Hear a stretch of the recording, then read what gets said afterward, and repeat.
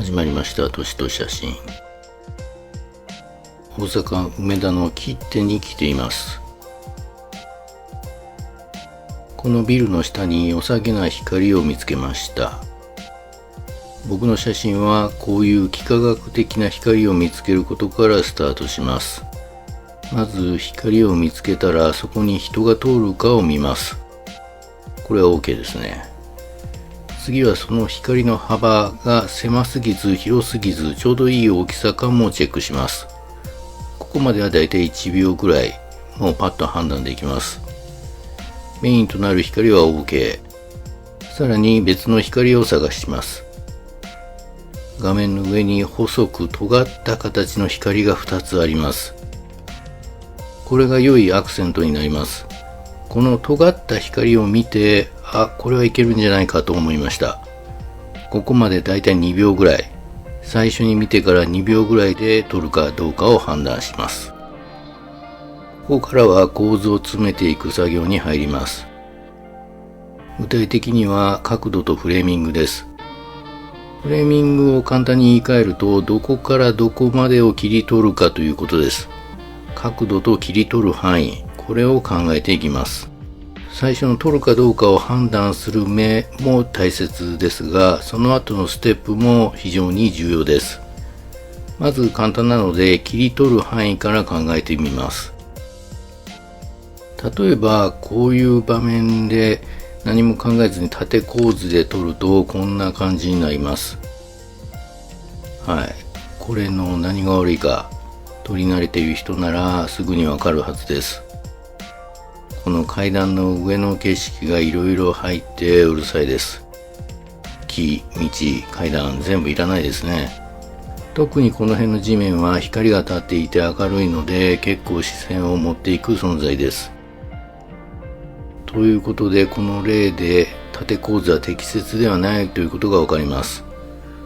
上を切ってみて、これぐらいだとどうでしょうか。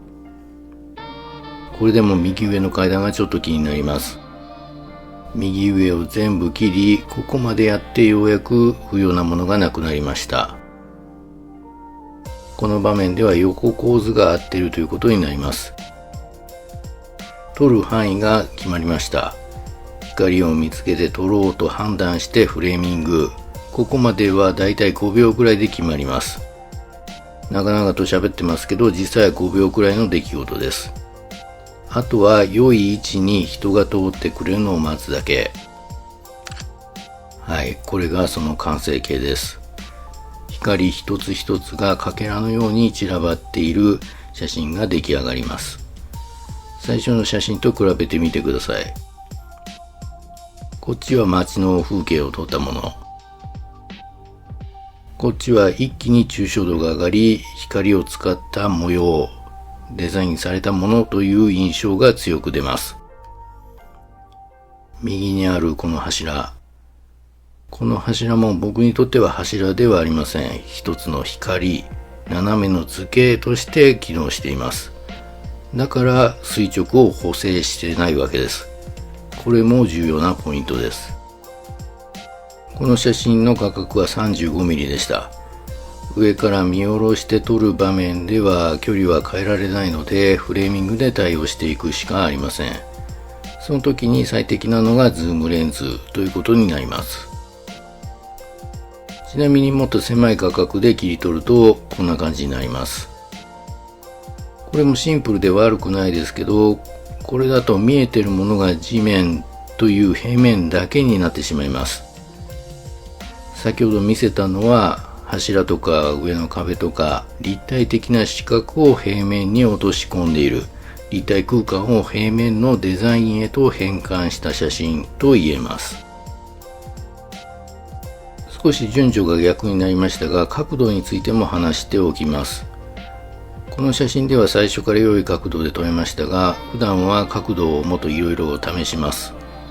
例えばもっと左に寄って撮るとこんな感じです。これだと斜めのラインが少ないですね。光の形と配置はやはり最初の方、こっちの方がいいかなと思います。最後は人の配置と輪郭です。この写真では人がちょうどメインの光の真ん中に来ていてバランスが取れています。そして輪郭、頭と肩に光が入っていて背景の黒と分離されています。最初に見せた写真のように黒い頭、黒い服だと輪郭が消えてしまいます。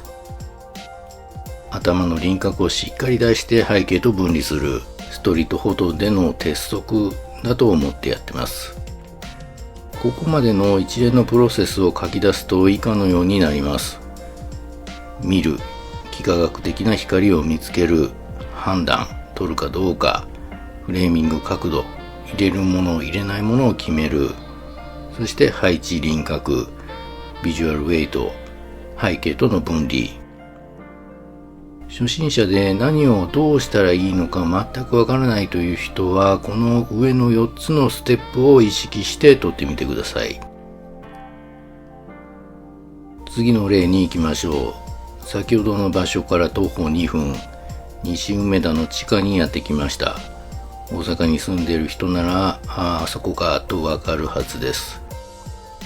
地下空間の上に円形の穴が開いていて、そこから光が降り注いでいる場所です。ここでは超広角レンズ 13.5mm の超広角レンズで撮ってみます。上から降り注ぐ光に照らされる瞬間を狙って撮るとこうなります。はい、これはこれで悪くない出来です。明るいエリアに露出を合わせることで背景は全部影で隠せてシンプルな構図を作れます。単焦点を持った時はここから足を使って角度と距離を変えていきます。具体的にはもう一つ要素を足したいと思いました。そこで見つけたのがすぐ横にあったもう一つの穴と光。この光を手前に置いて奥にさっきの光を配置するとこうなります。